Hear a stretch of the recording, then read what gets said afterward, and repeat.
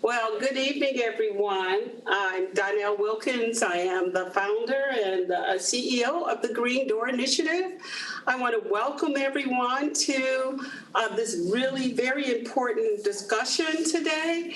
I first want to just thank everyone who has decided to join us, either here at the Green Door Initiative, over at the Eastside Community Network, or over at the Community Center, and those that have joined us through the virtual link. Welcome. I expect that this will be a very lively conversation, informative conversation. We have some interesting participants and panelists that will help carry this conversation forward. I want to first acknowledge all of our partners, Detroiters Working for Environmental Justice, the Detroit Hispanic Development Corporation, Detroit Mercy Law, Ecology Center of Ann Arbor, Community Benefits Coalition, of course, the University of Michigan, Southwest Detroit Environmental Vision, and I did say the Eastside Community Network. I also want to acknowledge and thank the M-LEEaD Center for funding this important conversation and this important work. So, disaster preparedness, emergency response is an important topic because of climate change. Man-made and natural disasters, communities and neighborhoods throughout Detroit are especially vulnerable to these events. And quite honestly, it is crucial that we understand where the opportunities are for protection under the Environmental Protection Agency, where there are strategies to assist community members with impacts that are caused by extreme weather events, and again, understanding where there is potential help and support when it comes to man-made events like train derailments, like impacts on water, our drinking water, impacts to the air. Detroit placed the world on wheels, and all things automobile exist here in its rawest forms. And given that, most folks who live in the city of Detroit are impacted by and vulnerable by where who their neighbors are, whether it's a petrochemical facility like Marathon Oil or some former factory and what have you. So it's a conversation we need to have because we certainly need to understand where those points are for protection. That being said, we are especially happy to have one of the nation's most prolific leaders and speakers who has spent a lot of time addressing this issue, even helped to co-lead in the development of a research project looking at the impacts of disasters. Her name is Jacqueline Patterson. She co-authored a report called In the Eye of the Storm, Transforming Crises and Advancing Equity in the Emergency Management Continuum, when she led the environmental justice work at the National NAACP. She is currently the founder and executive director of the Chisholm Legacy Project. The Chisholm Legacy Project connects Black frontline communities with the resources needed to actualize climate justice. She's formerly senior director of the Environmental and Climate Justice Program with the NAACP, where she served as the co-author of this important research. We are just thrilled to have her, and without further ado, I'm going to invite Jackie Patterson up to just provide this very important information to us. Thank you, Jackie. Thank you.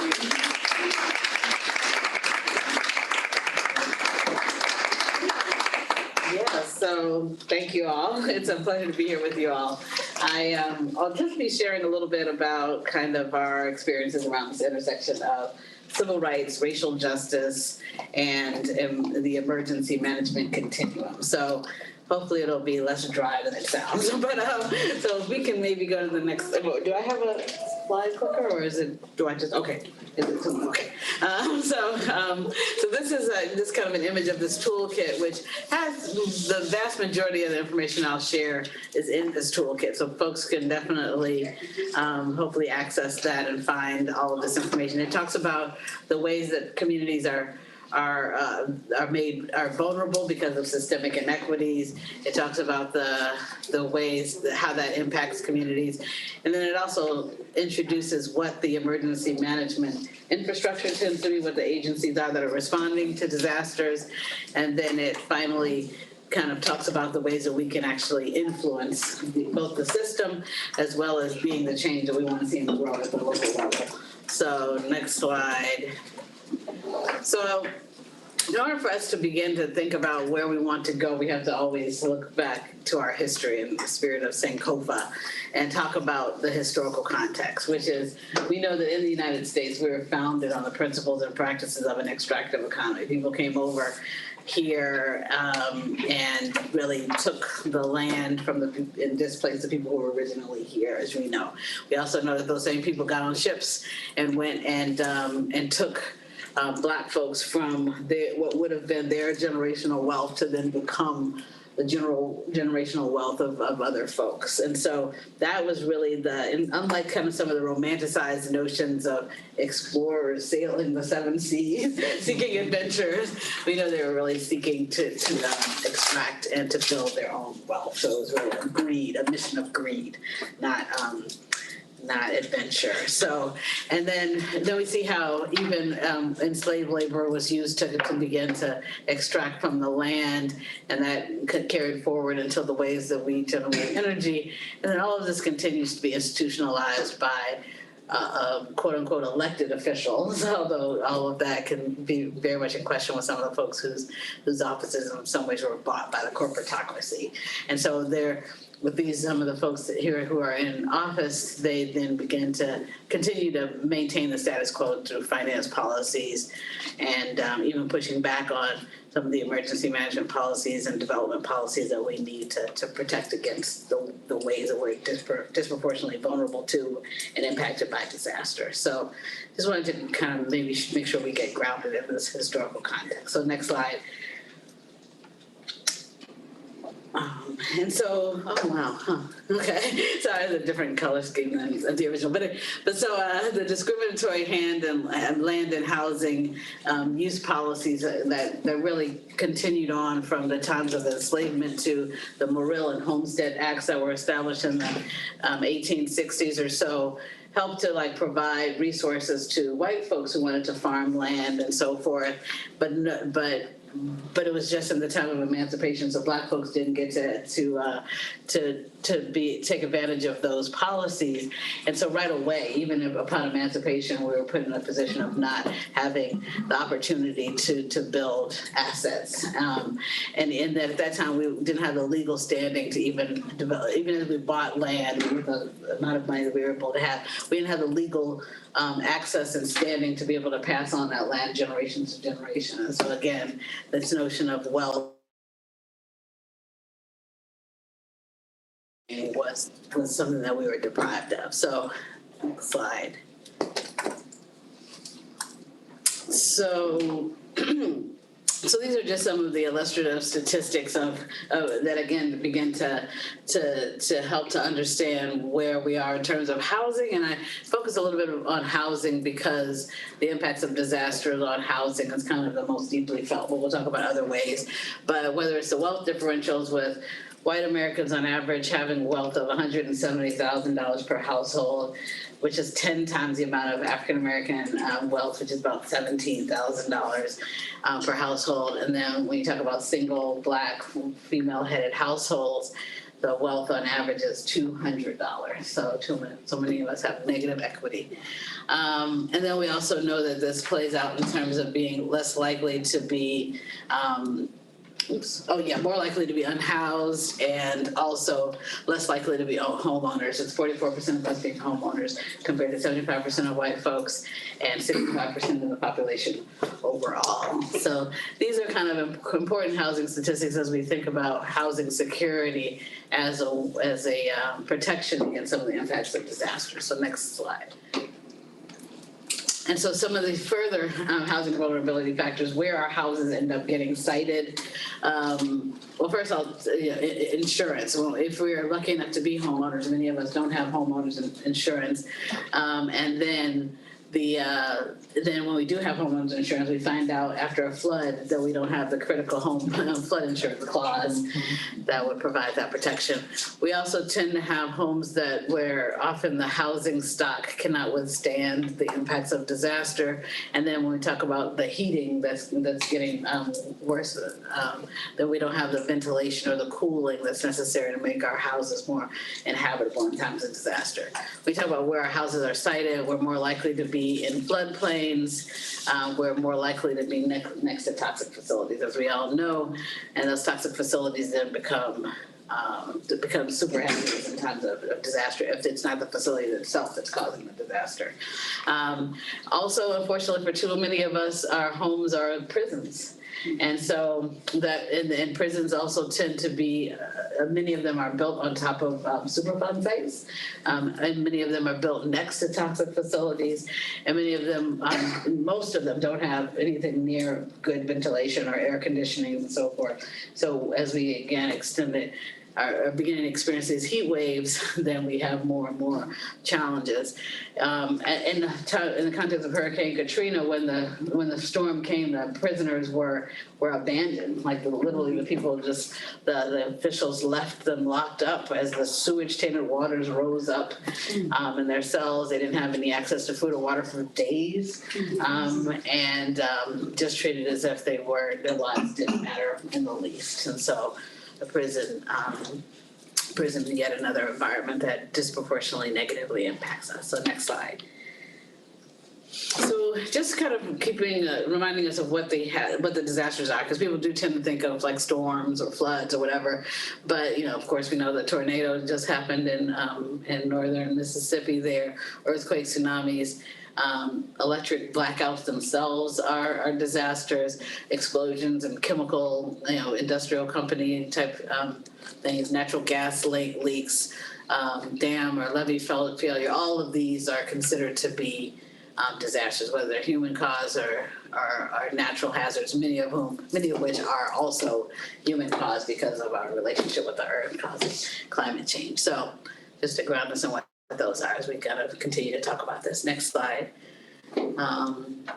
So starting with some of I was born and raised in Chicago, so this film that came out, Cooked, that talked about the heat wave of 1995 that killed so many people in Chicago, more than 700, I think it's more than 800, in a single week who died from this heat wave. And so much of it was because of the very things we talk about in terms of housing stock, not having ventilation and so forth. The other thing is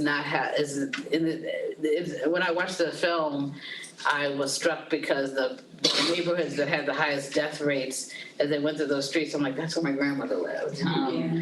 And so, and just having been in her house, in her neighborhood, like I know it would have been really tough if she had still been alive at that time. She might have been in the number of the 700 folks who passed away. So the lack of ventilation, the lack of tree cover, or what they call canopy, exacerbated an already challenging heat wave situation. And unfortunately, now we have a situation where the heat waves every year sets a record that makes it hotter than the year before. So this is only getting worse. Next slide. And so we know here in Michigan that there has been, these dangerous heat wave situations, and people have attempted to deal with it through opening cooling centers, but the limited capacity of the cooling centers is a challenge, as well as certainly during the COVID-19, people clustering in cooling centers was also a challenge as well. So next slide. So then we know there's the traditional disasters, whether it's hurricanes or tornadoes and so forth. The frequency and severity of these are increasing. Next slide. And thank you.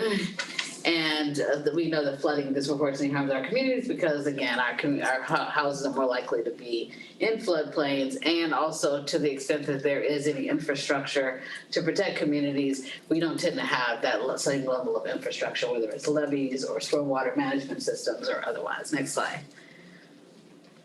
And so, another example of a place that had that challenge in Columbus, Northeast Columbus, Ohio. Next slide. And in Detroit, where the utility denied flooding claims from the 2021 storms. I'm sure you're all very familiar. Next slide. And again, I remember when the Michigan State Conference president, Yvonne White, was advocating for protection and for response to flooding, and really advocating for it to be declared as a disaster in the first place, and which it took a very long time for that to happen. So next slide. And then on the other side of the extreme, unbelievable. And yeah, so it speaks for itself. Next slide. And then we have these chemical spills. I mean, of course, I've been here in those areas, in those zip codes where it's just nothing but our homes and industry. And so these are the types of disasters that are happening, whether it's oil trains or coal-fired power plants or chemical plants of different sorts. And our communities are not only impacted by the disasters themselves, but then it's our communities where the waste goes after the disaster happens. So you see Baltimore, where I live, where the waste is coming from East Palestine. How do they pronounce it? Palestine, yeah. I always have to correct myself. And after the TVA, Tennessee Valley Authority coal ash spill, they took that waste straight to Black communities in Alabama, a particular community called I just blanked the name of, but this is what often happens because, of course, landfills are disproportionately sited in our communities, and the landfills where they need to take the most waste to are the ones that are the cheapest, and so they take the ones that are cheapest are the ones that tend to be located in our communities. And so I'll show you another slide later on, I think, that shows kind of a schematic of where the waste for the BP oil spill went. So next slide.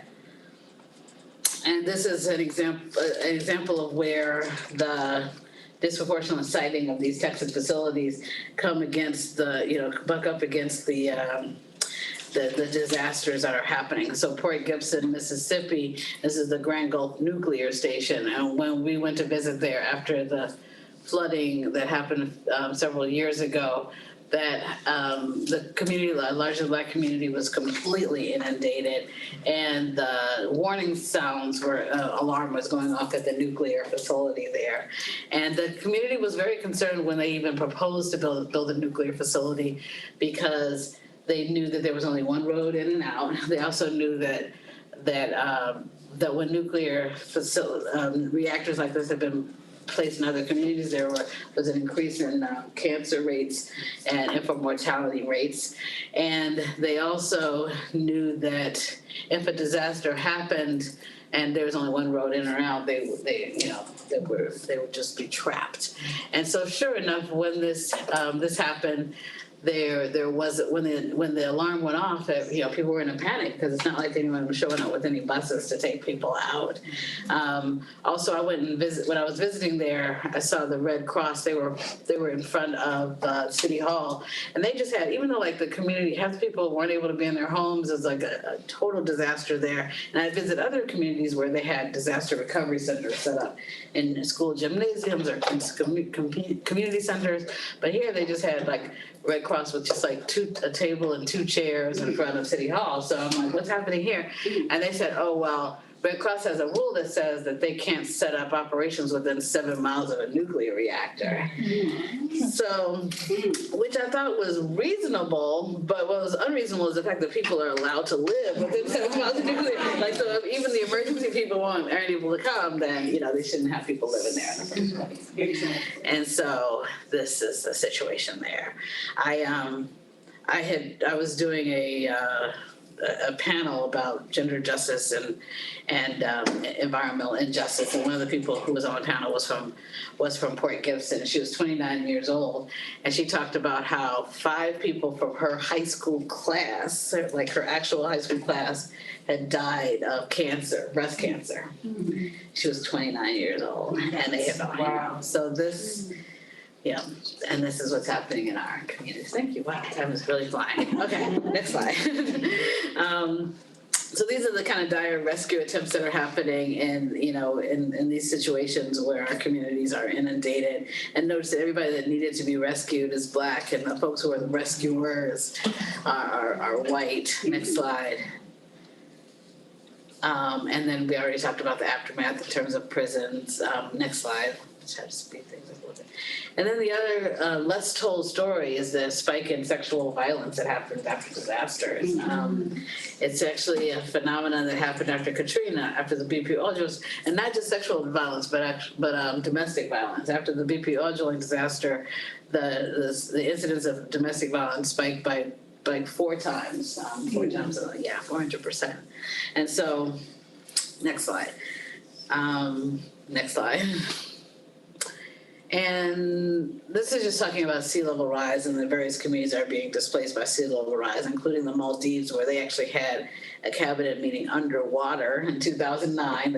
They got scuba gear, went underwater, and had a cabinet meeting to like illustrate to the world that that's where they're going to be in 10 years. And people don't reverse climate change.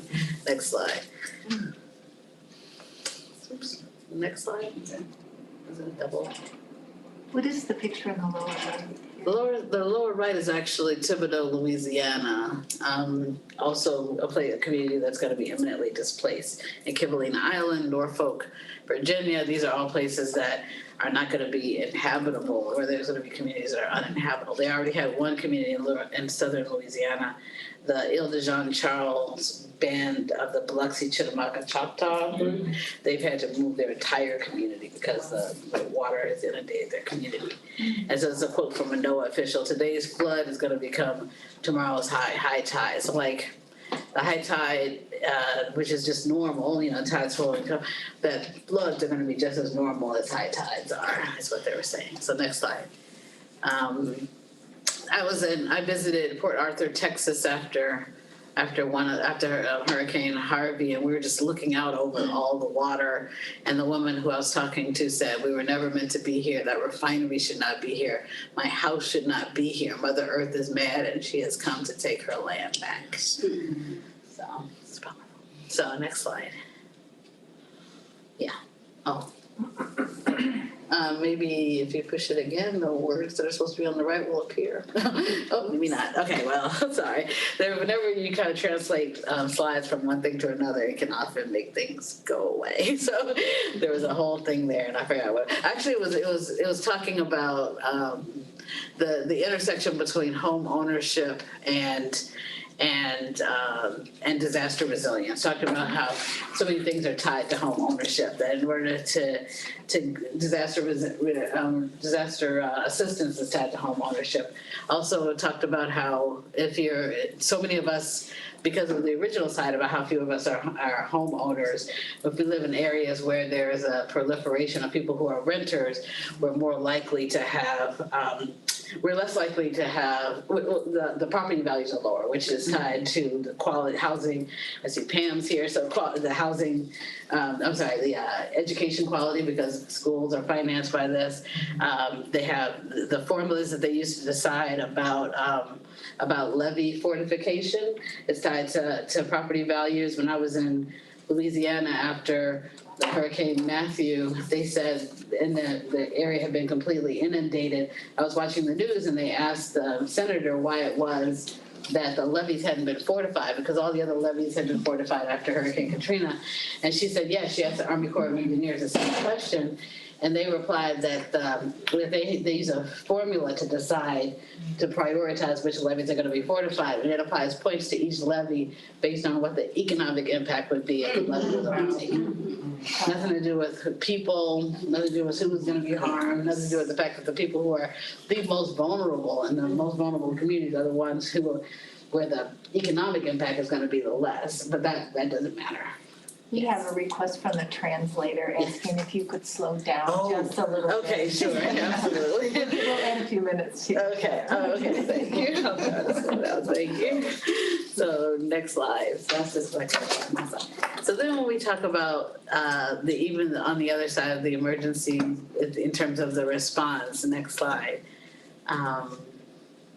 We know that, next slide, that one of the examples that I often talk about is we talked about how prisoners are left abandoned, then also the prison labor is used in cleanup. Yes. We know that they're not given the right protective gear, they're not given the right training, they're not given, and yet they're put out there to clean up hazardous materials, to fight forest fires and so forth. Next slide. And so, again, this notion of slave labor, but they use this notion of self-improvement, or like that it's like they're doing a favor to the prisoners by having them do this. They were using prison labor to develop solar panels, and the solar company was saying, "Oh, we're actually helping to train the prisoners so that they have like a gainful employment when they come out." We're like, "Okay, that sounds relatively reasonable." Then you find out that the companies have a policy against hiring former prisoners. So again, just the system doing exactly what it's designed to do, is to keep us down while a small few get to profit off of our labor and our land and our communities. Next slide. And then we have the kind of continued, as per the historical context slide, the continued institutionalization of these things. So ALEC, the American Legislative Exchange Council, which is a group that all these corporations buy into to advance policies that maintain school privatization, prison privatization, and so forth and so on. Policies like the penal code that still exists in 13, I don't know how many, multiple states, where it's allowed to have kind of forced labor in order to, because if you're in a penal institution, and so in that whose labor is that? It's our labor generally. So next slide. And so we're just going back to that same slide where the people are on the boat being rescued. Similarly, this is in Alabama where after a disaster, all the people who were lined up to get food were African American, all the people who were giving the food were white American. And it just said so much about like who was most impacted, who wasn't impacted at all, who had such a cushion around their impact that they were able to jump right into service, while others of us are in a supplicating situation because we have so many needs after these disasters because of these systemic challenges. Next slide. And so in that same situation outside, they're having a town hall meeting where the people on the stage were from city government, FEMA, Red Cross, all the white folks, largely men, and the people lined up at the mic, the people who needed information, who needed resources, who needed services, down to a person, African American women.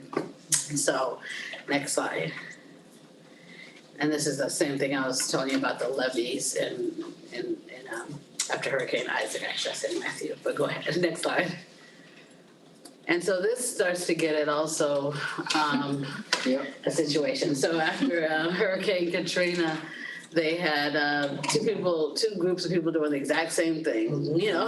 But when it's two white people, it's two residents wade through chesty floodwaters after finding bread and soda from a local grocery store. So they're just finding. They're just trying to survive, doing what they need to do to get by. But when it's a black male, it's a young man walks through chesty floodwaters after looting a grocery store. And these are the very things that lead to what's happening on the next slide, which is the criminalization of our communities. And then the next slide. The criminalization of our communities. And then the next slide, what happened after Katrina when the people were trying to go back in to seek relatives, to find relatives. They were, people called the police on them, again, just surviving while black, and they end up gunned down by the police. So next slide. And so for us, it's racial profiling becomes criminalization, which in this case was an instant death sentence for these families just trying to find their relatives. Next slide. So I have like 50 slides left in 1 minute. So next slide. I'll Take a few more. Thank you. Next slide. So then as we even talk about the other nations that are impacted, next slide, which then causes people to have to seek, I mean, we're 4% of the global population, yet 25% of the pollution that drives climate change. And so many of the people who are leaving their nations to come here are coming to survive, not because they're trying to get rich off of us and displace us. And this kind of false notion of scarcity, like they're coming to get something that, that's going to take away from us, is also something that the powers that be are feeding us in terms of a false narrative. Next slide. And so when people come, instead of offering refuge just as a good neighbor or even taking responsibility for what we've done, we put people in cages instead, or we greet the Haitian folks on horseback using our reins as whips. Next slide. This is a Kenyan-born Somali poet. You have to understand that no one puts their children in a boat unless the water is safer than the land. So, next slide. So even when we try to think about solutions, so many of them are false solutions. Next slide. Whether it's even climate action planning. You remember back in the day when they called urban renewal Negro removal. And so this kind of gentrification and displacement of our communities is too often what's happening. Next slide. Yes, beautiful. Yes. Yeah, that was good. And so this whole notion of people being displaced are called climate change refugees within our own lands, but yet people are having to leave where they stay. Next slide. This is a community that I work with called Sand Branch, Texas, where they haven't had running water since the mid-'80s. It's a freedman settlement, and anyway, long story there. Again, we have no time left. But next slide. You have to tell that story. I'm sorry. Really? It's a long story short. It's a community that hasn't had running water since the mid-'80s, and they rely on just like donations of cases and cases of bottled water. And they're an unincorporated area. They were founded by 11 people coming from Louisiana to Texas. After emancipation, they were founded in 1865.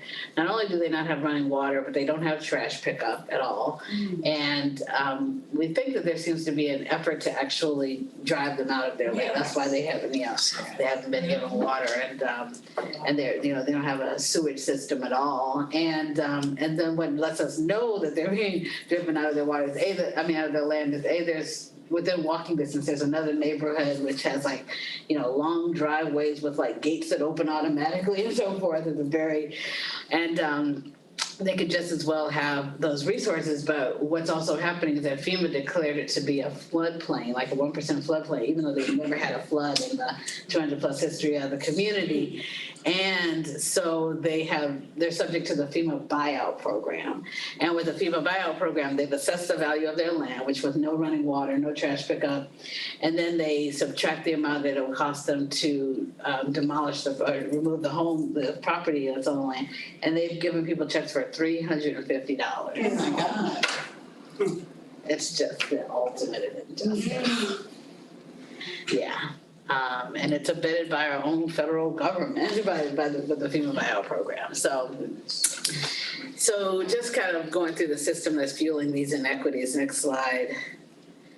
Is things like the Koch brothers are now the Koch brother, but they so that their influence, the ways they manipulate the media, they pay for think tanks, they pay for they buy legislatures and so forth and so on. Next slide.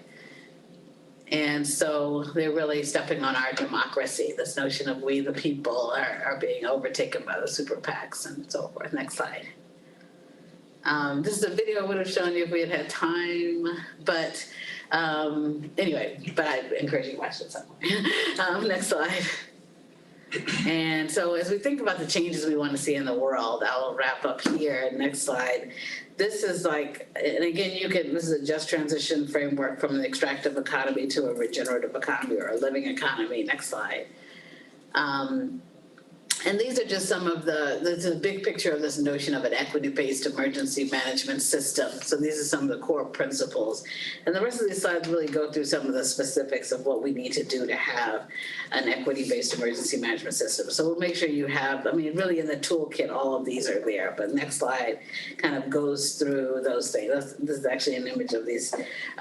Some of the folks were used to be kind of Mississippi Freedom Riders. And after one of the disasters, they were navigating us through this area and using maps. You know, we weren't having our GPS. They had like really old-fashioned maps that they were looking at. They thought I was the slowest driver on earth, which they're probably true. But they definitely wanted to displace me from the driver's seat. But I had the rental car, so next slide. And so just more about what the emergency management system should look like. Next slide. As it relates to civil rights. There's actually some folks of NAACP in a post-disaster context putting together matching socks to give out to folks. Next slide. And then just some of the action steps that we can take at each of the phases of emergency management. So conducting a community risk assessment, developing a risk mitigation plan. Next slide. And then what we should be looking for, if there's an existing emergency response plan, what we as communities can look for to make sure that it actually centers human rights. And then if there isn't one, this is some of the foundational things that we can look at to develop a human rights-centered emergency management plan. Next slide. Next slide. Okay, yeah, and then some of as phase 2 of in terms of resilience building, conducting an equity-based emergency management training or seminar, building social cohesion, establishing a CERT, a community emergency response team, joining the volunteer organizations active in disaster, et cetera. Next slide. And then phase 3 is response and relief, and so these are just some of the ways that we can center equity and justice in response and relief. Next slide. Similarly with recovery and redevelopment, we know that unfortunately, if the disaster itself isn't bad enough, the post-disaster context in terms of gentrification and displacement is a challenge in terms of the redistricting and gerrymandering that happens when populations shift and so forth. Next slide. Yeah, more of that. Next slide. Yeah, next slide. And then just some other kind of things that we should keep in mind as we're advocating for equity and emergency management policy making. Next slide. Next slide. People doing that work. Just again, more principles that we need to think about, practices we need to think about that. Again, you'll have access to all of this, but sorry, we didn't have enough time to kind of go deep on this. But next slide. Kathy Eglin, next slide. Just more on the ways that we need to be investing public money in communications, supporting a transit system, making sure that we have mutual aid agreements. These types of things are important to response and relief. Next slide. And then just more maintaining the jurisdictions receiving federal disaster aid and recovery funding have to have kind of an inclusive and environmental and climate justice planning and policies to support redevelopment and establishment of a recovery plan. And just more around what kind of policies we need to have in place and where funding needs to be directed. Next slide. Next slide. And more of that. Next slide. This is another thing I would have shown you, which is a great kind of performance by these 2 female spoken word artists, where when they talk about who's rebuilding and who are they rebuilding for, as an example of some of the really smart lyrics that they're, and they are survivors of Superstorm Sandy. So next slide. Yeah, just more things that we need to keep in mind. There's so much that needs to be done, so we just put it all in. Next slide. And then as we think about people-powered solutions, next slide, just the ways that people are coming together, whether it's at the federal building, the state houses, or in the city council, to push for the types of policies that we need. Next slide. Making sure, of course, that we are part of the process, at every level. Next slide. And that critical to this is getting money out of politics, overturning Citizens United, so that we can actually influence these policies. Next slide. And then this is a group of folks from Florida who all came together and became community emergency response teams. They're holding their CERT certificates, and they went through a kind of a pretty extensive equity and emergency management certification program that we offered at the NAACP. Now we're offering also as a Chisholm Legacy Project. So we definitely welcome you all to participate in that. We're doing that for free. So we'll be releasing that hopefully by June at the latest, hopefully maybe in time for the storm season, although we're already in storm season, I'm sad to say. So I think that kind of wraps it up. Next slide. Yeah, thank you.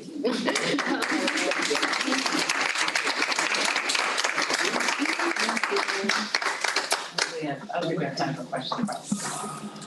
Yes. So, a couple questions that you have for Jackie. And will we be taking questions from each of the sites? Yeah. So definitely want to invite questions from this site as well as opening it up to Kemeny and ECN. I already told Amy I'm overwhelmed by the technology, so I'm not quite sure how this is supposed to work. But if there are questions, we can start here as we get things situated at Kemeny and ECN. So if there are questions for Jackie. So can you tell us a little bit more about the training program where the NAACP, what's the timeline?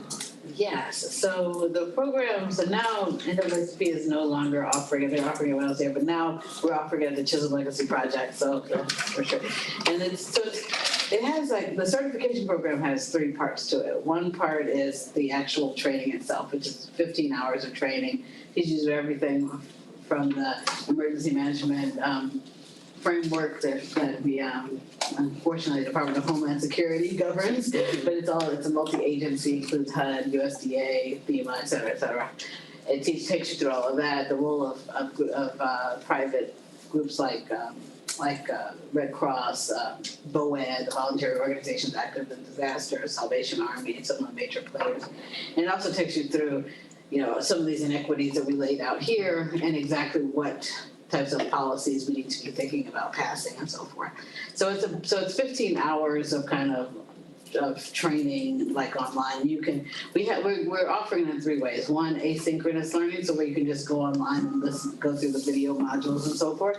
2, we'll be offering them live virtual, and 3, we'll be offering them live in person. So those are the trainings. And then from there, to go through the other 2 parts of the certification program. The second part, you would do basic things like either offering a training yourself for your community, like so that would be something that would qualify. But it's all 5 different things you would have to do in order to pass that next step of the certification program. And the third step, you have to really accomplish something like establishing a community emergency response team in your community, or passing a local ordinance against gentrification or displacement, or working with your local municipality on establishing an equity-based emergency management plan. So those are the kind of 3 tiers of the certification. So you could just do the training if you're just looking for the information, or you could go through all 3 tiers. At the end, you're kind of certified as an equitable emergency management practitioner. Yeah. So we will contact Yes, you could contact. Yes. Chisholm. Mm-hmm. Yeah. Chisholm Legacy. Exactly. Okay. Thank you. Sure, thank you. Sister Donnell. Yes, Donnell. Thank you so much for what you shared. I'm curious, given that you've worked to pull together this resource to help us better understand how to bring some equity in this space, have you had any practical experience with a municipality that has embraced this process? And if so, would you say that they would find this a really interesting and worthwhile effort to undertake? Yeah, thank you for that. Yeah, there's been a couple places where the folks who have gone through the training or otherwise engaged with us have been able to go out there and work with their municipality. So, for example, in Gulfport, Mississippi, they directly work with the municipality of Gulfport, which was an interesting situation because there's a little bit of a political not so aligned there, but they get aligned around the fact that they're constantly facing disasters. So not only did the municipality really help to facilitate bringing together emergency responders and doing the training on how they can respond more equitably.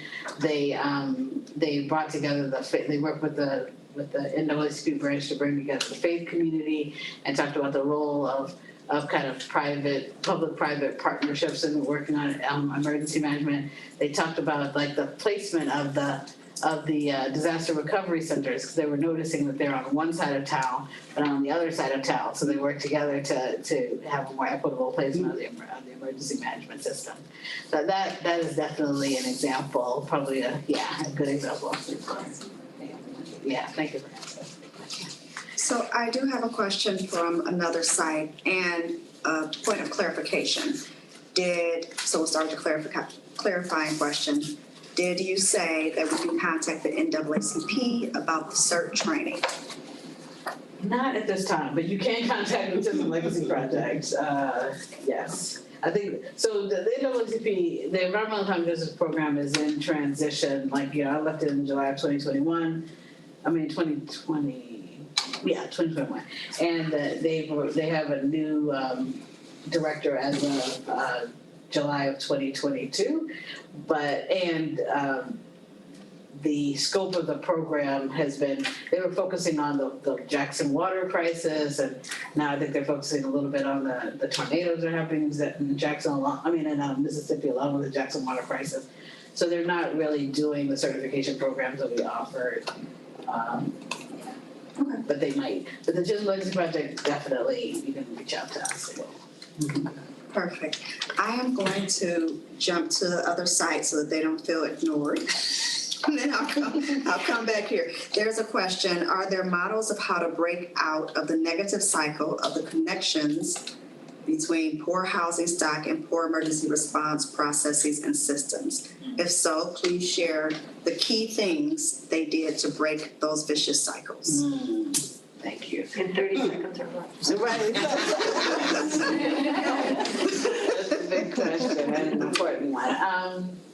Yes, so there are some places, like, interestingly enough, New York, and after Superstorm Sandy, they did a lot with improving public housing to make it more, to make the system more disaster resilient and to make public housing be able to better withstand disasters. So that's one thing.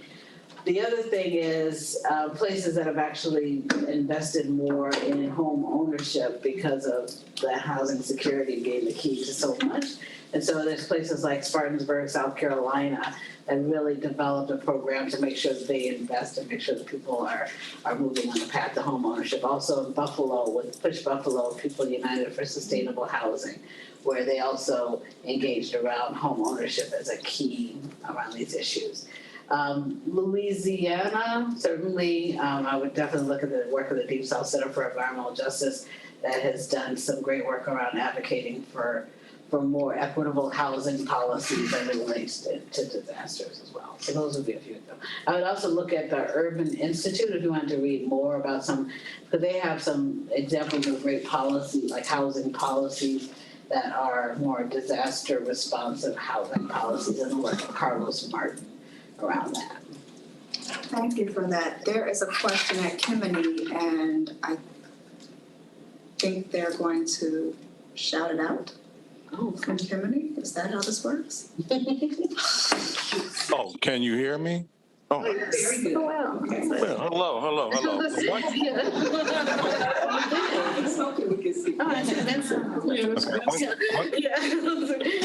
Hey, Vincent. Okay, go on. I'm sorry. All right. Okay, then. The question I have. Otis Mathis III from African Town 48217. This part of Southwest where Kennedy Center at. That we're trying to get our own identity like Corktown, Hubbard Farms, Hubbard Richard, and all the other South Springdale and all that. So you call us other than the original Southwest. The question I have is, no disrespect, but you were showing a lot of things where white people had the benefits and black people had the negative even in the media. When I look around this project here, I see all the white people, no disrespect, got all the great benefits, the technology, the new learning information. And we have young Black boys running across, looking in the window, and they don't see nobody like them dealing with the computers, the cameras, and things like that. So I was wondering if where you're at in other centers, who's running the cameras? Are they white or are they Black? My next question was that Vincent brought it up early when we were sitting around eating, that we've been talking about an evacuation plan for our community for over 20 years now. And I remember when the marathon was sued by the surrounding suburb communities and we were brought in, and the CAP program, they was talking about doing an evacuation program then. And even we met with the state about 4th Street being an exit route.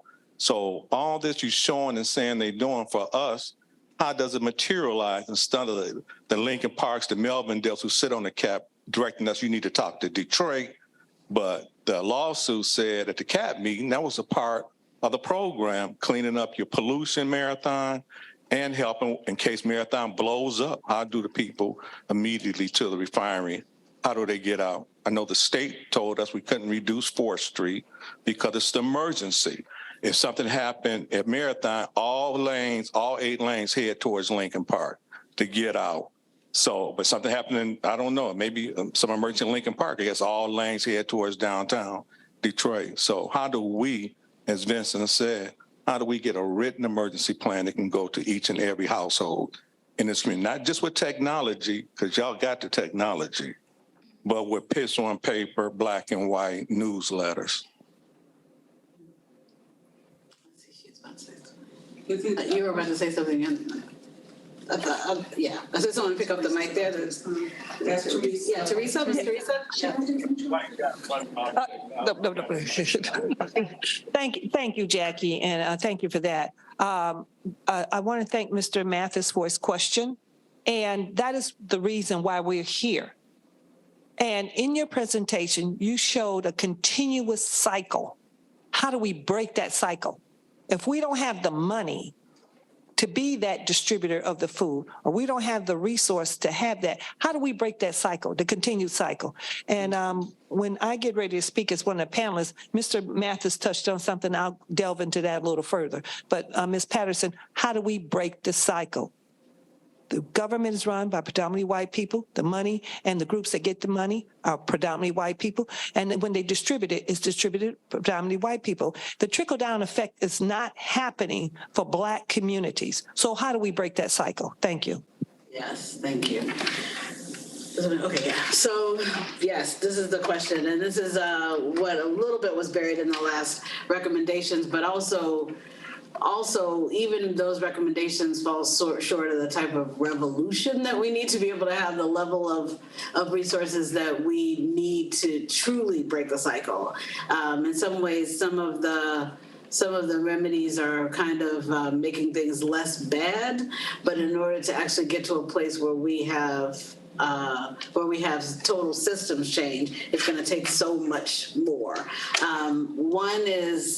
One of the things that we've seen people do in places like, I know, Ms. Theresa, it is a little, it's tough it's overwhelming to know that. And in some ways, that's why I spend so much time on the problem, is to help us to understand that we can't kind of tweak a system that's doing exactly what it was designed to do. And I always feel like it's necessary to make sure we have that conversation so that we know that we can do things in the meantime to kind of mitigate conditions, but in order to actually fundamentally change conditions and shift resources, we have to dismantle an extractive economy. So that's, that's where it gets a little bit tough to really think about how to truly have the resources that we need, to truly have the power that we need. In the meantime, we should definitely do things like getting money out of politics so that when we're voting, that we as the people have the power of the people. We can also start to think about, there are resources that are out there, and as we know with with the coming federal resources, if we organize, we can actually start to wield some of those resources, demand and get some of the billions of dollars that are in the offing now. Justice 40 and the fact that 40% of those resources are supposed to go to quote unquote disadvantaged communities offers an organizing opportunity for us to get back our own tax dollars, but we have to really organize to make that happen. And we have to really hold the federal government, which is supposed to be a public servant, responsible for us being able to get those resources back. So we should talk about what that strategy can look like to make sure that we are getting those billions of dollars that are owed to us. But as you know, that's a road, but there is an opportunity there. I don't want to take up too much time because I know we're supposed to get on to the next panel, but yeah. So I appreciate that. Thank you. I do want to, I think it seems like we're sort of segueing into panelists being involved in the discussion. And so my understanding is, Jackie, you'll still be here. You're not about to run and get a flight right now. Okay, so let me do a quick intro of our panelists, because it sounds like some of this is big picture that Jackie can offer answers for, but some of this is also what folks are wanting to hear from, our local actors as well.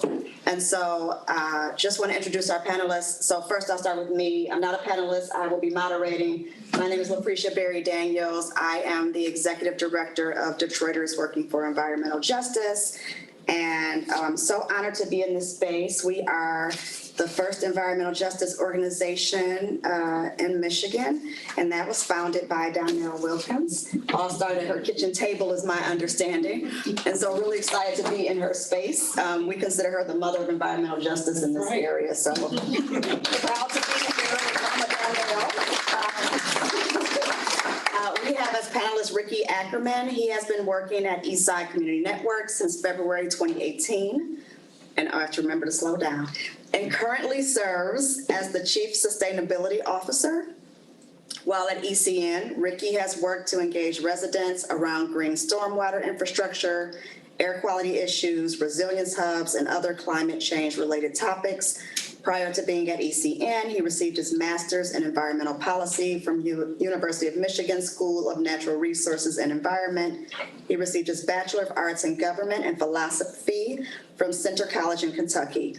He began his career as a Peace Corps volunteer in Ecuador, where he spent 3 years working on a range of sustainability projects. So thank you, Ricky, for being here.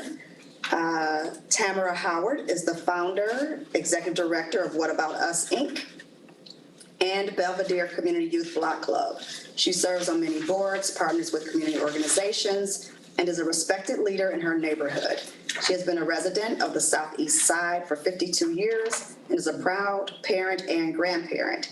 She works to ensure her neighbors have the resources needed to build strong families. We also have Theresa Landrum, who we've heard from briefly. She is a community organizer and activist, has been fighting environmental injustices over 20 years.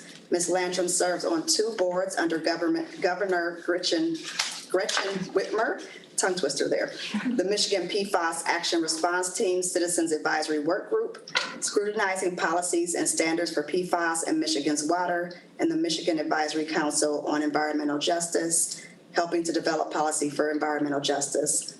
Ms. Landrum is the president of the Original United Citizens of Southwest Detroit, a lifelong Detroiter. Ms. Landrum is one of Southwest Detroit 48217's most outspoken community activists. Vincent Martin is also joining us. He is a community activist who has worked for over 20 years to allow people the right to breathe by volunteering his time to collect and provide data needed to push efforts to improve air quality for residents. Vincent is currently leading the charge for policy reforms on how the state of Michigan manages toxic waste in overburdened communities. Vincent co-authored a policy statement with the Association of Public Health Administrators that was recently published. In 2018, Vincent decided to pursue his EJ passion and formed his own consulting company that works with local communities and organizations to give a voice to the underserved. We also are joined by Lula Odom, retired November 1st, 2020, as Director of Worker Trainer Development for the International Chemical Workers Union Council for Worker Health and Safety Education of Cincinnati, Ohio. Lula served as the National Labor Liaison for the Coalition of Black Trade Unionists Community Action and Response Against Toxic team. Lula is a big believer in being your brother or sister's keeper and follows the principle of Sankofa, born from wisdom of Ghana's Gaiaman and Asante cultures, and knows the importance of understanding one's past in order to build for the future and build for the present and future. Because of her convictions, she is deeply committed to working in collaboration with existing grassroots organizations and other interested partners in the resolution of environmentally related problems for troubled populations. So thank you all for participating in this panel discussion. I want to just open up with a question to start the conversation with you all, and then we will open it up again to those that have questions. And I didn't forget, Lula, that you had a question as well, so, okay. Find my question. So the first question is, in what ways is emergency preparedness and response an issue in your community? And I see, Theresa, you already have the mic up, so let's go ahead and start with you. Thank you, LaPrisha. Emergency response is one of the most vital things that we need in this community of Southwest Detroit 4217. We're surrounded by more than 42 major and minor polluting sources, and many of these industries have toxic chemicals. Many of these chemicals are flammable.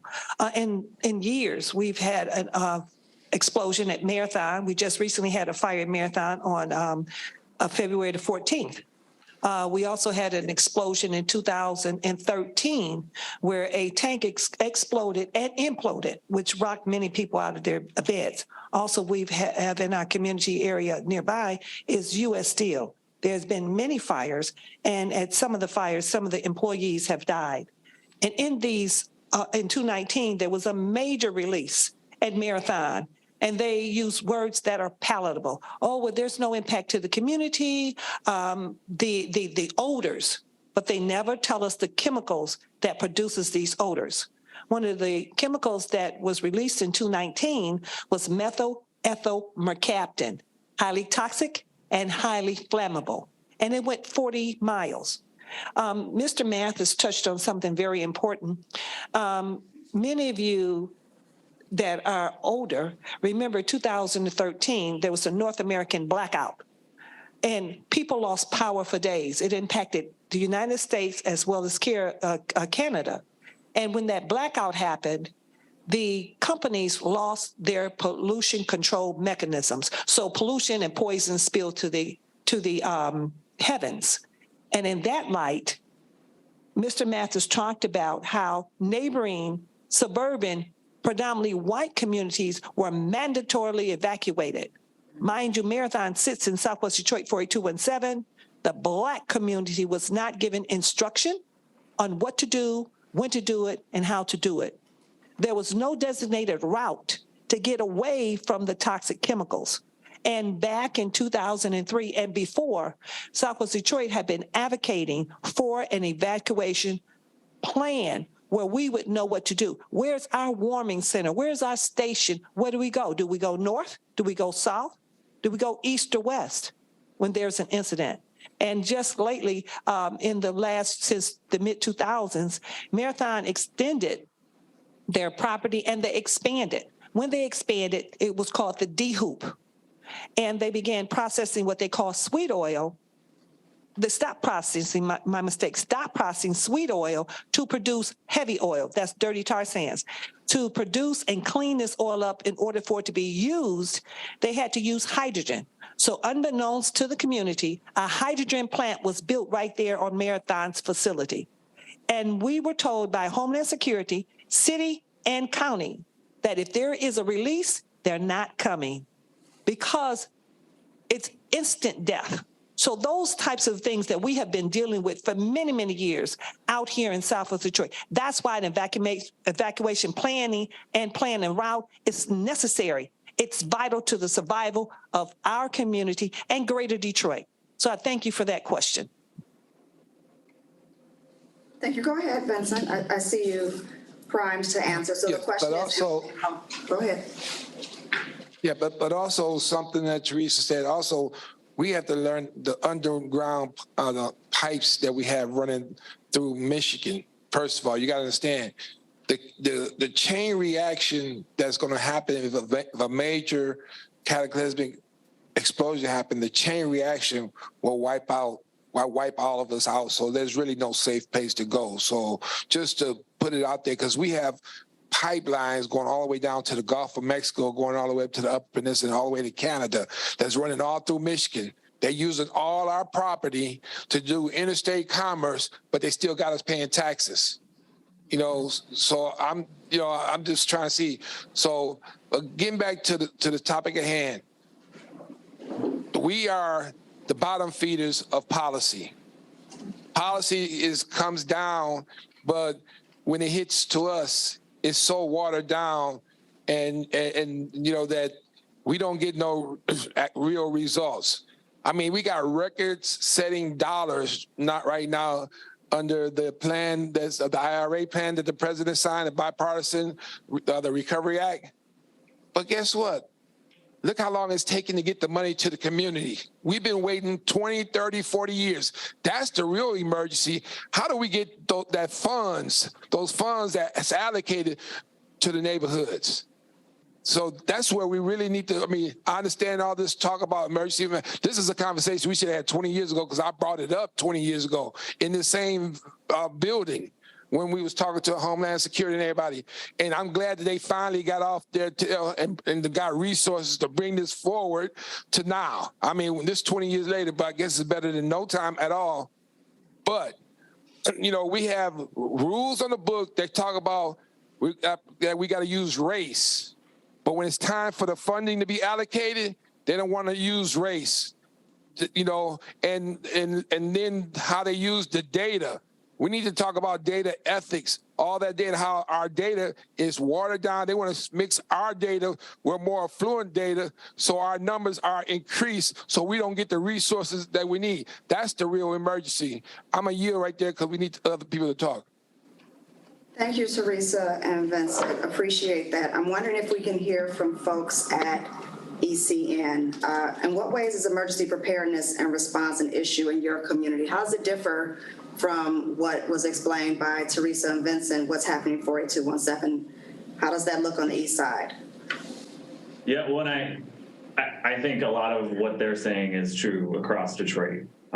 We certainly don't, we have industrial facilities here as well and legacy pollution.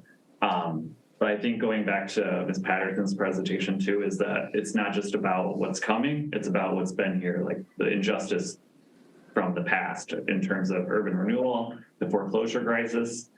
We had staff out knocking on doors yesterday to still keep people in their houses, that there's still things that are destabilizing people's houses right now. So we haven't even solved problems from the past, let alone looking forward to the ones that are coming. But getting more into the specifics of the issues, you know, it was just 2 years ago that over 30,000 homes in Detroit flooded, and primarily from basement backups, not from overland flooding. So that means the water's entering our infrastructure, but it's going into people's basements. So why is that happening? And the other aspect of that is the power outages that we've been seeing on an ongoing basis. Both of these things create crises in people's homes. And that's a result of disinvestment in our communities. That's disinvestment in our infrastructure. And I think these are the things Theresa and Vincent are referencing too, is that money was being taken out and extracted from Detroit and not put back in. And these are targeted in communities of Black communities and other communities of color. So those are some of the issues we're facing. And we don't have the resources being invested in our community to respond to those. And I want to turn to Tam too, because she's right here. Well, hi everybody. I'm going to piggyback on what Ricky's saying as well. So what we're doing in the community where I live, first of all, we're trying to find out, do people really know what emergency response means? And with that being said, you know, we had various workshops and we talked to residents, and we had some with the younger youth like 2 weeks ago, where we tried to find out, what do you think on emergency preparedness kit? So what we did was, I have some slides, I don't know if Ricky can show them, but what we did was we had the children come, and we had like cutouts and little houses, And what they did was they would cut it out and stick on the house what they think supposed to go in the kit. And we had a nice workshop and the children really enjoyed it. And we had it at our resiliency hub, where that's what we set up in our community for a time of emergency. I know I'm talking all over the place. I know I don't have a lot of time, so I'm just trying to touch everywhere I can. So what we did in the resiliency hub, we had this workshop, as you can see the pictures there with the youth. They're on the floor, they have a Google map in front of them, a vision of their home. So they actually put the houses where they live, and we did it with a University of Michigan student. Her name is Joey Hung. Joy, if I said your last name wrong, I'm sorry. And the kids just was interested in like, okay, we cut it out. Okay, this is what we need on the house. So someone wanted to do extra decorating and stuff like that. But we did this because we were trying to see if they really noticed like an emergency happened, what do we need? You know, we need food, we need this. And so they were actually, you know, letting their minds start thinking, okay, we need this and we need that. So we had a really nice workshop. So after that, we went up and down the street with the youth and we gave our kits. The same thing that the youth were doing, we gave them to the residents. So I have a lot of residents there. There we go. We had made up the kits and we were knocking on doors, taking them to the residents that couldn't make it to the workshop. And we're gonna have a real big workshop after we get everybody's input back to see what kit can we make so that we can be safe in our communities, because we lose power all the time. You know, and we have a resiliency hub where we can plug the generator into the hub to light up the hub, where we can keep your medicine cool. We can give you something to eat until, you know, we can do better. We have events. We also you can plug up your phone, your medical equipment.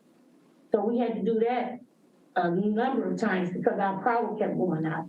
So this is just some of the things that we're doing in our community, and we're still learning about what to do at a time of emergency, because we don't know what kind of emergency might come. So this is some of the things that we're doing, and I just had like a slide of the area that we were using, and then we have a resiliency hub right there. Can you move that, the picture so they can see the hub, see? And we open it up, it has a porch, and we go in, and you know, and we have a lot of workshops to try to get the kids' mind going. So we still learning, and you know, as time goes on, we study finding out, and we're gonna find out how to make a community kit so we can try to be safe. So that's. Thank you both for that. Lula, do you have anything to add at all about? May I? I want to thank Tammara for that. Tammara is tapping into something that's very vital, and that is educating our children on what to do, right? Because here we have an older community, and if you look in the audience, you have an older crowd. We've been talking the same story. How do we educate our people on what to do? What do we need, right? And we, as mentioned years ago, we had a big, huge meeting in the basement of Southwestern Church of God. We had Homeland Security from the city. We had Homeland Security from the county, as well as having one at one of our local schools. At the time, it was named Boynton, but now it's Mark Twain. And they told us, we have a plan. The city told us we have a plan. And a plan is not a plan if the people don't know what the plan is. Amen.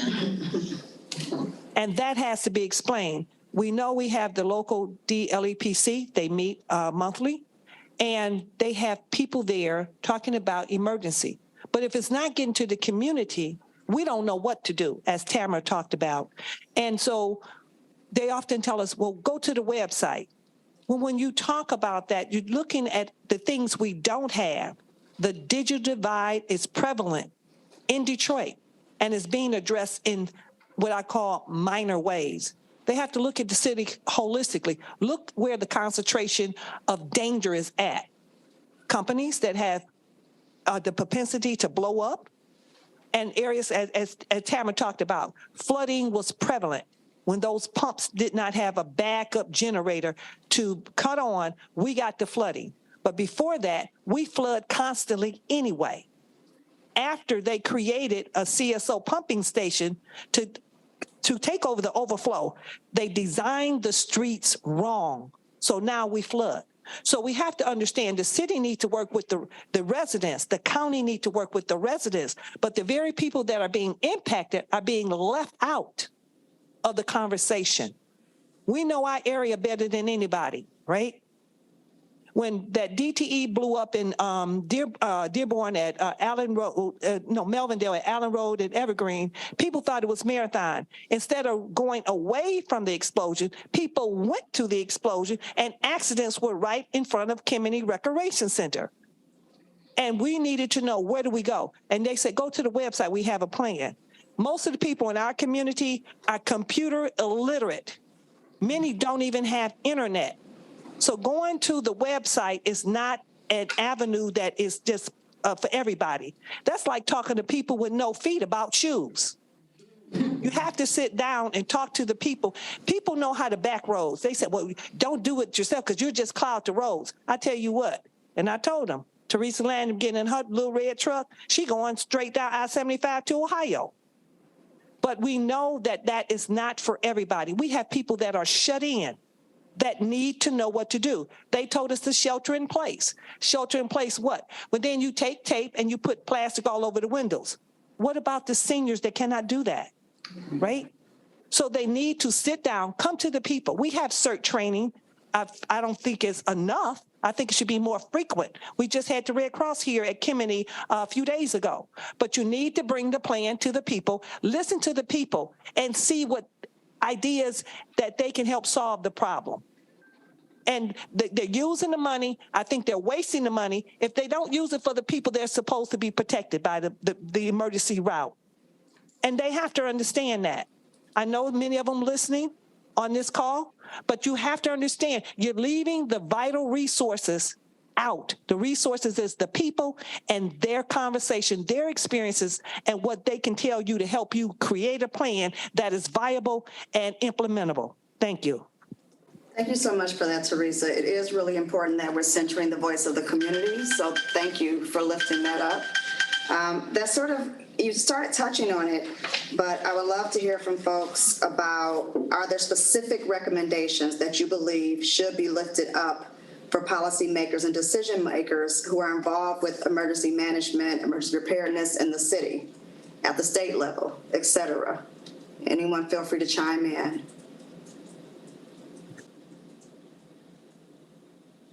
I'd like to chime in, just kind of going off what Theresa was talking about too, is I think, and I'm thinking specifically about the response to the flooding too, is like all this money is through FEMA, it's through the city, it's through the state, and it's not getting to people in the aftermath of these events.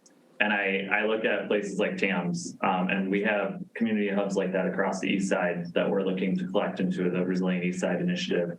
But we need to be funding community leadership directly and getting resources closer to the people that are impacted. That the systems of government that are in place they're not empathetic. They don't understand what people need. They're not reactive. They're really slow. Like it took months for people to even get a response from FEMA, and then it was inadequate. So we need systems in place that are going to get resources to people quicker and put them in the hands of community-led groups that can do that and that can understand and react in a more, as needed. Well, I feel like that with this FEMA situation with the flooding and stuff, a lot of people can't afford no additional flood insurance. I had some people that lost a lot of stuff, and FEMA gave them a hard time. And, why should it be that you got to have additional flood insurance for them to help you? It's still people that haven't got any help. And I feel that they need to do something about that. It shouldn't always be, okay, who thinks about, insurance is high enough. And then you got to pay additional extra policy just in case some flood. And the residents, we have residents that really missed out and lost a lot of things. They're still trying to recover from them. So I think that really needs to be looked at in the communities because it's a real problem. Well, one of the things we need to look at is the requirements that FEMA puts on people to be able to qualify for help. I mean, it's supposed to be an emergency, but they got this financial requirement that needs to be met that usually eliminates people, and they want to put people into these loans program. You know, so I think that's predatory, personally. An emergency, you're going to take that opportunity to put people in loans to help something that the municipality messed up. I think that's wrong. We need to look at that whole picture, how this whole thing is designed. It needs to be scrapped and re-emphasized and redesigned. I yield. I would like to also add to that. Years and years ago, we did have a bad flood, and I was impacted seriously by the flood. I am still paying my monthly SBA loan because Allen Park, Taylor, the more affluent areas, they got the grants. But when it came to the Black community, we had to take the loans. It's been 30 years, and I'm still paying that loan off to have my basement decontaminated so it wouldn't get mold, because I have a breathing problem. So I had to pay extra to get the cinder block walls cleaned and make sure my furnace could run. But I had to take a loan to get that, and I'm still paying it off to this day. So we have to look at the disparities, and it's the public money. It's not government money, it's the money we pay to the government to protect us. And they're penalizing us, right? So you have to look at the, as I said, how do we break this racist cycle? You can hear the people in our audience, my audience, they're saying right. And here we just had this flood, here we just had this power outage, and they were going to penalize us if the people had not rose up and told them, no, we need to be compensated for the days without power. We have a resident, her husband is so severely ill, he had to drive 40 miles to get power. He on 3 different machines. They came home and Edison said, your power's on.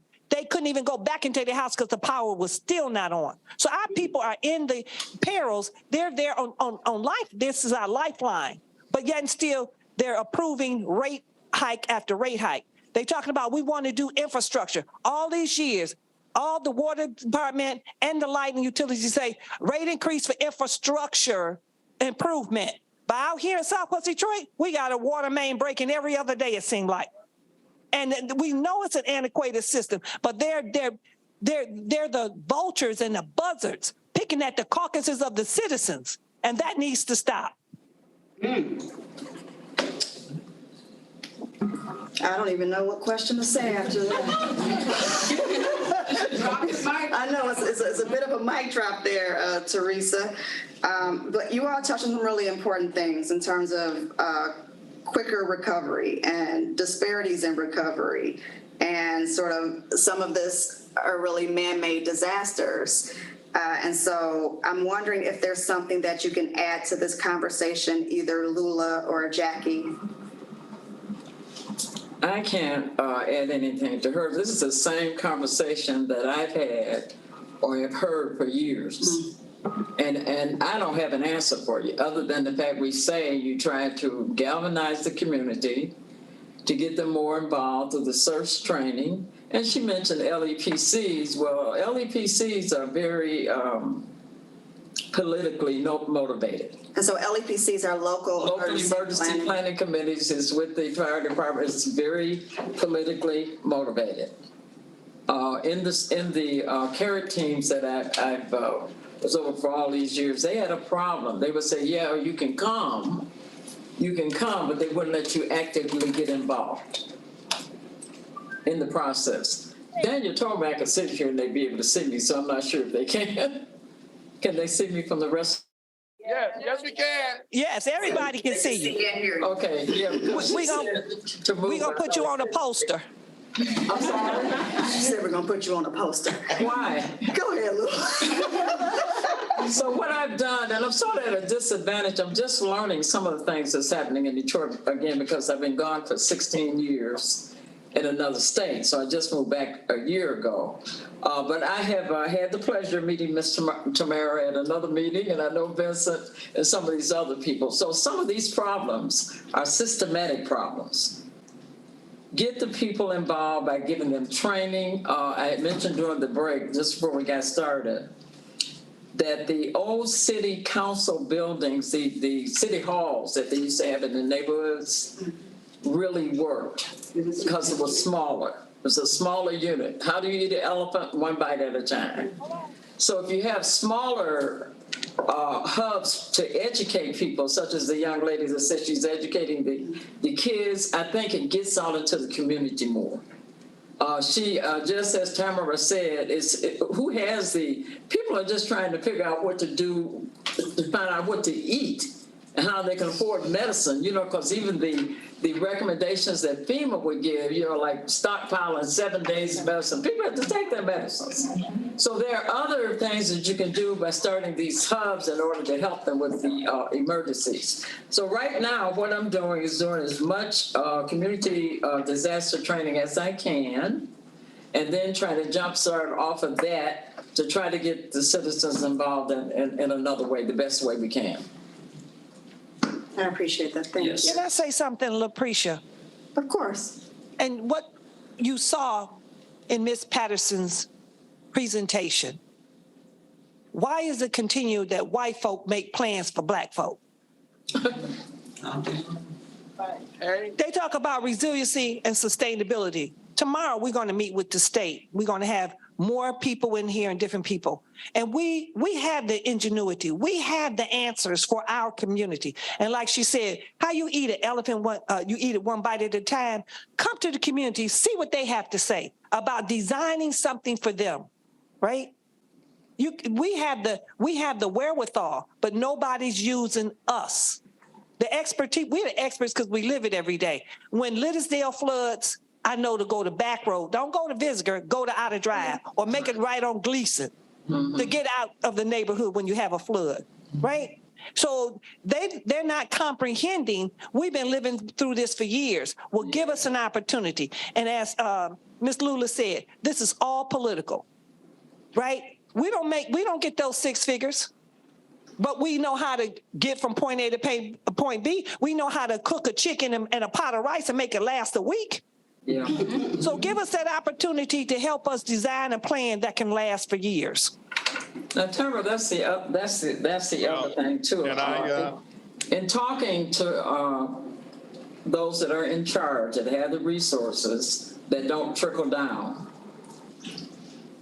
I tell them, find out who the mayor is in the community. There's always a community mayor in every community. Like that young man that got up and spoke, that's the mayor of his community. I can tell by the way he took charge. Find out who that is, and that's the person that can galvanize the community and bring everybody together. I was talking about you, sir. Mr. Mayor. That's right. That's the mayor of his community. Because that's just it. Typically what happens is people tell us what we need instead of coming to ask what we need. Okay, I got that. And people have said that to me all the way from mid of downtown Detroit, Michigan, back out here. Otis Masters, the mayor of Southwest Detroit. But I got that label. Vince would know. I've had that label for years. But what I want to say, he saw you, Theresa. But what I want to say is Dominique. Is Dominique in the house there? Is she not in the house? Because we go back to when President Clinton created the environmental justice committees across the United States. That's when I met. Yeah, that's when I met Dominique. This is Otis Mathis. That's when I met her. And now, yeah, sitting over there downtown on the east side back in President Clinton days when he had all those committees across the country talking about environmental justice in the 80s, and we still again. 2023, we still talking about environmental justice. And one thing we need in African Town here in 4, and I call it African Town and others do in 48217, we're not just southwest from Corktown to Outer Drive and get confused and trying to explain to people something happened on Verner. We don't live over in that part of Southwest. Well, Verner got a name, Hubbard Farms, Hubbard Richard, Corktown, Springdale. But we don't have the skeleton in our neighborhoods. I noticed something, what happens, I've watched since I've been home from the service in 78 involved in communities and sat on many boards from Corktown, bridging communities, was that majority before they start cracking down were white staff members. They came into communities of color. And the hardest thing was getting money when they wrote grants calling it, and especially in all of Southwest, a multi-ethnic grant. I had people from the Ford Foundation, when I said at meetings, would ask why Otis is the only Black person here. Why is it a multi-ethnic grant? All the staff is white. Yeah. Southwest Business, Corktown, elephants in the room, because they get direct money from people they went to school with, from Bloomfield and Birmingham, where they lived at, and coming here to save the people of color. Like even Mexican Town wasn't even named by Mexicans. It was named by white folks that decided to use it as a good tourist attraction. We don't have the skeletons. So citizens would challenge our 501c3. As I noticed on the east side, when they showed the picture of a house. Did y'all see that? That's what we did. We bought one in October on Deacon to start building a skeleton in our communities. Because John Van Camp and Marion Boy and Kathy Windler told me years ago, Otis cannot organize the Black folks in his neighborhood. And we were always asking, how do they get over it? Well, they had white college degree people come in whose families were presidents and vice presidents of Co-America and other corporations, law firms that would come in, and we don't get those type of advantages here in communities of color. And it's always white, as Theresa said, they the staff. You hear the white guys say, staff. You ain't heard no Black folks say in the city of Detroit, staff so far, because they get money to staff. They get money to help the Black buy houses to turn into office, like Skillman has just done. Bought a house over in Southwest, but the organization took it out of the commercial building and put it in a house. That's why citizens bought a house. Build the skeleton so we can have meetings to walk our kids door to door. We have other people. We got three hubs here. We got East Side, we got Green Door Initiative, and we have Kennedy. It's the mayor of the community. Let the community speak. Are there questions coming from? Are there questions coming from ECN? Oh, another one from Kennedy. Okay, we have one here at GDI. So as you all get organized, we'll go ahead and take one from here. Well, I just wanted to thank all the panelists for your consistency and passion. It's really inspiring for the next generation of environmental leaders. And that's kind of my question. I feel like this field of environmentalism and sustainability is still really niche, even in my generation.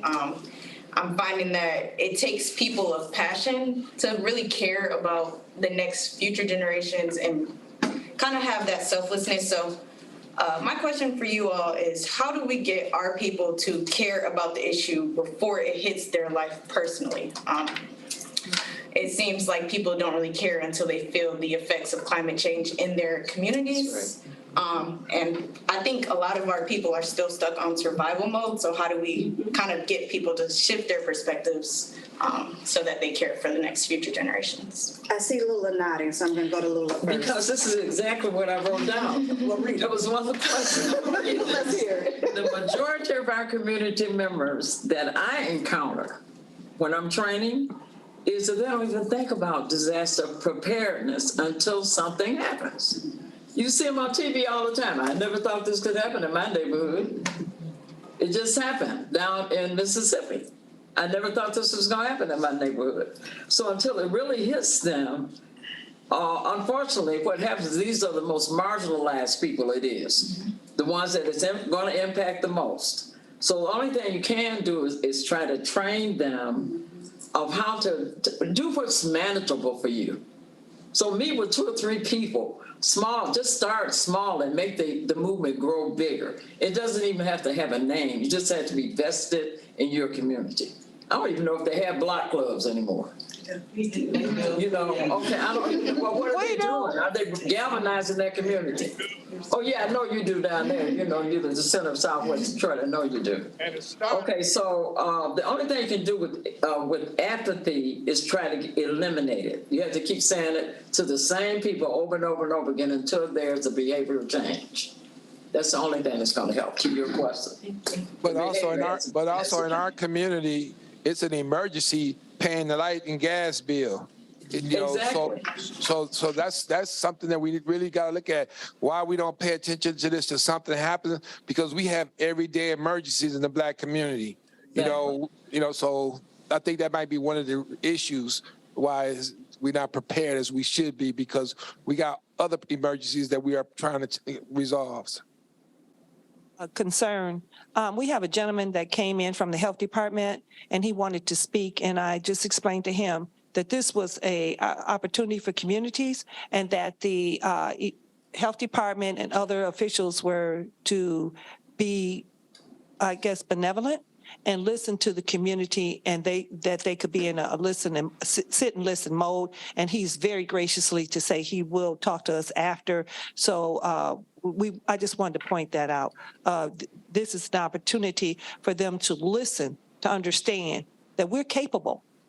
We need their help. We need their support.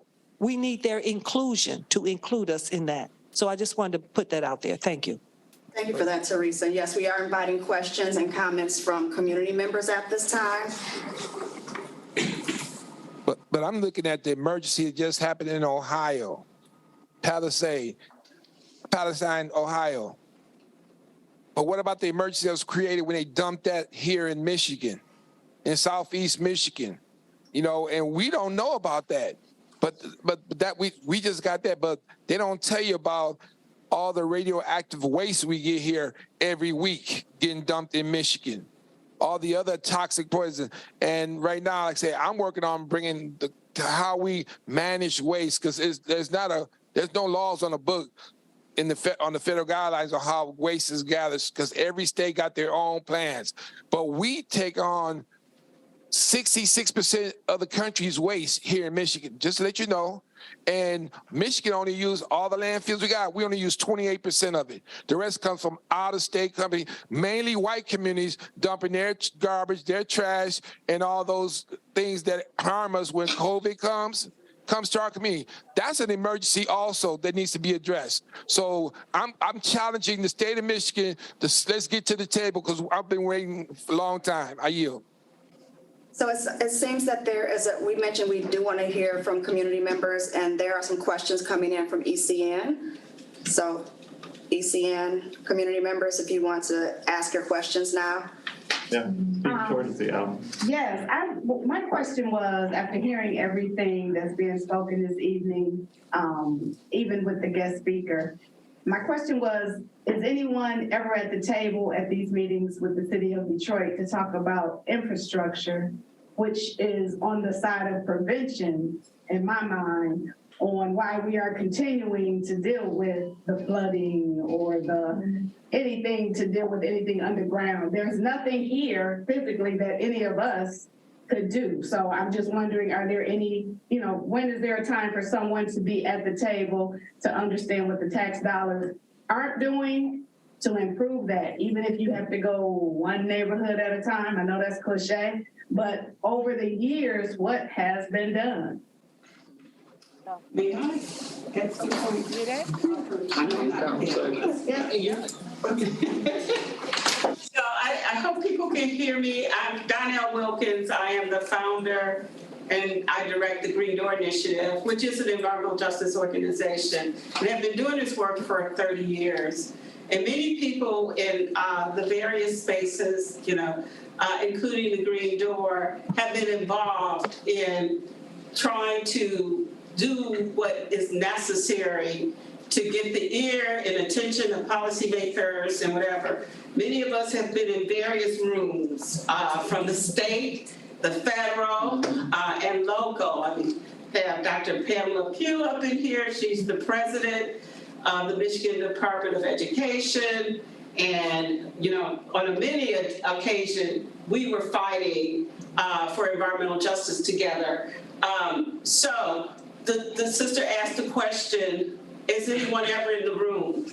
Let me first, I want to address one thing first. For the young lady who asked about, well, why don't people get involved or care, or passion brings you to the table? Yeah, passion has brought folks like me to the table.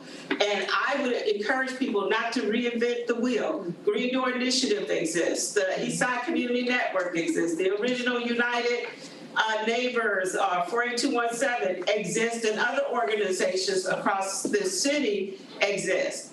That being said, this collective coming together can elevate our voices to help make change. There's the Green Task Force at the City Council that is addressing a number of these issues, but it needs to be expanded. The conversation, the agenda, because it is pretty much directed at the newcomers. But the legacy issues are not being addressed there, and that's what folks like myself are bringing to the table. There's the Climate Equity Advisory Committee that was an entity that was forced to and created to inform and provide direction for the City of Detroit's Office of Sustainability, for example. There are efforts throughout, and what we have to do is a better job at communicating and getting the information out. That's right. It's always been my philosophy, my people perish for lack of knowledge, and a lot of times, getting to people so that you can inform them is the struggle. That's the community organizing piece. But I tell you, all the voices that are being that are speaking today, and all those that are hearing, now you're accountable to help us move this mountain, right? I just want to put that out there. We got people like Jackie Patterson and others across the country that are doing good work.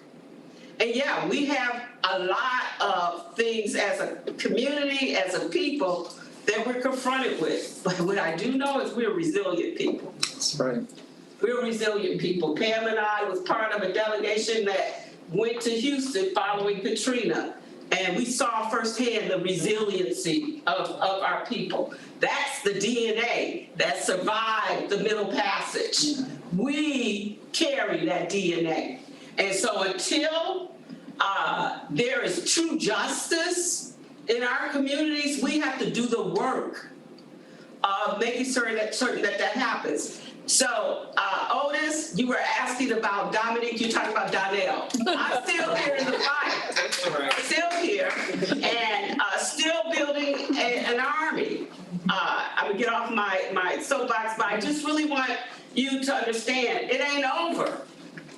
And there's room for more and more folks to get the job done. Too many of our children, too many of the people in our community are suffering and dying needlessly from preventable diseases like asthma and other things, right? And being blamed for those issues.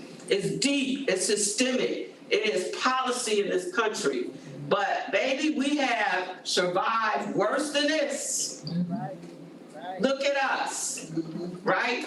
So no hopelessness here. The struggle continues. And I just want to encourage people to join up with organizations like ours. We ain't asking you for anything but to be there with us as we dismantle this big old elephant.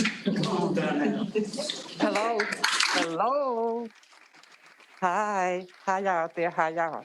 Okay. Now, it looks like we have a question from Kimony. Yes. And my name is Amelia Sharp, and I am a resident of Detroit since 1955. I've lived in this 48217 zip code since 1955. I'm a homeowner, and I know the battle to try to get people to come out and support. I may be off kilter, or maybe I might not know. I've been retired for 6 years. I put my time, trust me, into Detroit. Volunteering and a whole, well, I won't go into that. My question is this: to get to the people that we want to get to, is there any way that there could be a channel like it used to be, or I don't know if it still is, where they talk about different zip codes and what they need to do? Because people watch TV. They make sure that Comcast is paid. They make sure that they have all the latest internet. They can look at it on their phone. Is there any way we can reach out to them through a channel that's free that maybe if they only do it once a month, where they're talking about all the issues in the different neighborhoods. Because we know, sitting in this room, and we know who our neighbors are going to, I mean, my battle to try to even get my neighbors to chip in is like trying to break into Fort Knox. So is there any way that something like that can be done? And then a committee that would provide information for the program and to help bring at least a knowledge. At least when you talk to somebody in your neighborhood, you can ask them, well, did you hear about this? It's on channel such and such. It's on, it comes on monthly at such and such time. And at least find out, if they have anything they want to contribute. And I yield. May I want to piggyback onto what Ms. Sharp just said. I kind of agree, and Ms. Lula brought it up. What we have seen, the citizens, we're not here to complain. We're not here to beat up. We're not here to attack.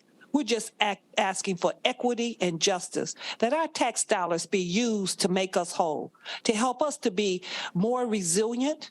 We need our tax dollars to concentrate on, like she said, community by community. If they can concentrate on downtown, tech town, and midtown, and in these few years build it up like they build it up, and now they're going to concentrate on the area around LCA, they can look at a borderline community such as 48217 or over off of there by Wyoming or what have you. Look at that. See what that community need, right? We have city planners. Why haven't the city planners for this area or the other area of ECN come over and looked at what the people need and talk to the people and bring some of those dollars? We keep giving tax abatement after tax abatement, land grant after land grant to all these developers to bring in white people. People are scared to say that. It needs to be addressed. The elephant in the room is that white people get the money, they get the resources, and then the people that are the stakeholders that, like she said, she's been here since 1955. I ain't gonna tell you how long I've been here, but I've been here way before her. My parents were here way before her. They were proud homeowners. Our community is one of the communities that helped establish the Black middle class of Detroit, because they worked in the factories, the Fords, the U.S. Steel, the Zug Islands, the Marathons. They were then able to buy a house in Greater Detroit, right? Because out here, we weren't allowed to buy a house because of the redlining by the banks, the Veteran Affairs, the government, the insurance companies. And we were redlined to an area that's undesirable for any other race to live in. So let our tax dollars come out here. If they want to say use this as a pilot, no. Just go from district to district, identify, right? Help the people. And I'm going to tell you something, they keep talking about Southwest Detroit, but they don't talk about Southwest Detroit 48217. Because when people think about Southwest Detroit, they think about Mexican Town. Okay, and that's a challenge. And this is a challenge to the people that's on the phone, that know, on the computer, phone, or Zoom, that know the challenges. Thank you. And they was asking in the late 70s, early 80s, when the Detroit News and Free Press, before all this technology happened, asked where were the Black people? That's what they used to ask, the few of us that were active back then. And we were saying the same thing, Biz. They was too busy putting food on their table. They was too busy making sure that lights were on. We were saying those same things. In 2023, we're still saying the same thing. But we haven't built the skeleton. I mean, when you started, you didn't have that building. In 48217, we were the richest community in all of Southwest Detroit. And when money came into Corktown, Hubbard Farms, because they was considered poor white people, because Southwest was majority white. It wasn't Mexican back in the day, and Vince will tell you that. And when that money came in there, because they had people come back in, maybe second generation from Bloomfield things, was able to partner with presidents of banks that grew up with them, went to University of Michigan. We called Corktown Little Ann Arbor. It was so many University of Michigan students there doing internships. Why is it that we need to be doing that in 48217? They pay taxes. We just haven't figured out how to coordinate the activities.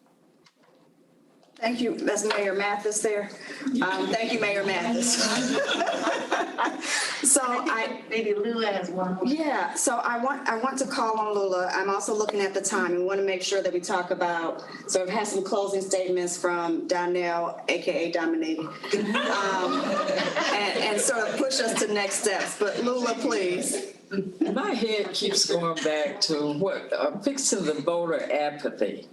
Because you got to change the people, the policy makers, you got to change what they look like in order for that to help us. So how do we get our people to vote first and then and get our folks in office? Then maybe all of this other stuff could be impacted in a positive way. We can elect Pamela Q to Congress. She's going to be running. Oh, Pamela Q.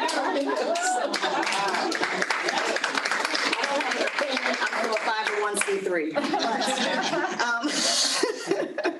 So to address, though, Ms. Sharp's question about how information can get into communities about what's happening neighborhood to neighborhood, one thing I want to say is when she started talking about a channel, TV channel, I thought about this young lady that was saying, how do we get people involved? There's definitely some different ways for different generations to do that, right? Digital organizing is real, and social media, using YouTube and TikTok and Instagram are ways that some would get involved. But there are Department of Neighborhoods, we call them DONs, do host a Zoom call every Monday at 5 p.m. and they provide excellent information. So you may find value in those calls, but each DON does have community information and can provide information about what's going on in neighborhoods. So I am going to pass it to Donnell to sort of close us out and talk about next steps, and so that we can still ride this wave that we've been riding and use that passion that we talked about. So thank you, Donnell. Lucretia was great, wasn't it? Thank you. Well done, and thank you to the panelists. First of all, I'm very proud because we're I don't know what the term is, but we're casting from the Green Door Initiative's Tech Hub. And I want to thank Danielle Simmons on our team for spearheading this effort. So we didn't all have to be in this actual physical space together, but it was well done, and I appreciate all that it took to make this happen. So thank you for that. This was really inspiring. It was a good start, I think, in terms of what we're going to do together to make Detroit a place that is healthy and thriving for everyone. There is a call to action, and quite honestly, many of the recommendations had already been lifted up in terms of what we need to do, engaging community. I think it was Lula, maybe someone else, who mentioned that there used to be these little neighborhood deals. They were called citizen district councils that was unfunded, defunded by a mayor who didn't like citizen involvement back in the 90s. So only the ones that were able to bring their own resources to the table stayed alive and afloat. But that's where there was constant involvement from citizens in Detroit in terms of planning their neighborhoods and deciding what commercial strips look like and all of that kind of stuff. I see no reason why we can't bring that back. That's one way to center community engagement and participation. People spoke about training and building that capacity, and organizations like Green Doors and others are providing training. Lula neglected to mention that she is also offering certain training on our behalf out of Green Door Initiative to the community for free. Oh, Jackie's leaving. Thank you so much, Jackie. We appreciate you. So people don't know what they don't know. That's right. Right, and we have to do our best to do those creative things to get the word out. We have to ensure, I'm glad that there are folks in decision-making positions who are listening, that open it up. I know with the local emergency planning committees, that is, there are regulations around that require community involvement. Yes, it does. It states it in the laws and the regulations. But if we don't know, then we can't force the conversation, right? Now, I know after 9/11, some things shifted in terms of security issues, national security issues and whatever, but it doesn't make sense that only community people are the ones being shut out of the process, but everybody else can come in and make decisions. So there really does need to be a dedicated staff or something in the city of Detroit that perhaps is part of the Office of Sustainability or whatever, but there needs to be some dedicated resources that gets beyond the city of Detroit's hierarchy, right? And really does focus as a priority on the people in this community. So Don, the Departments of Neighborhood, and whatever are places where we can start lifting that up. There's one in every district in the city. Let's be there. Let's lift this up. Let's make this an agenda that's crucial. So I would urge everyone to read The Eye of the Storm, or People's Guide to Transforming Crises and Advancing Equity in the Disaster Continuum. That's the document that Jackie Patterson was part of creating. Read it, because once we get understanding and knowledge about how to make this happen, then we won't be somewhere saying how, asking the question, how does this happen? What do we do? We are magnets. Eastside Community Network, the Kennedy Center, we're hosting 48217 and activists from that community, Detroit Hispanic Development Corporations. These are established community-based organizations that are able to continue this conversation, and we need to work on figuring out the best practices for engagement so that it's just not a one and done, okay? I would encourage you all to continue to stay in connection with the panels, with the various community groups that we listed here, and all those. There's a panel contact information page, that last one, Daniel, that gives out email addresses to stay in touch. And we're going to do the same. We'll be more proactive in this process. So it's almost 8 o'clock.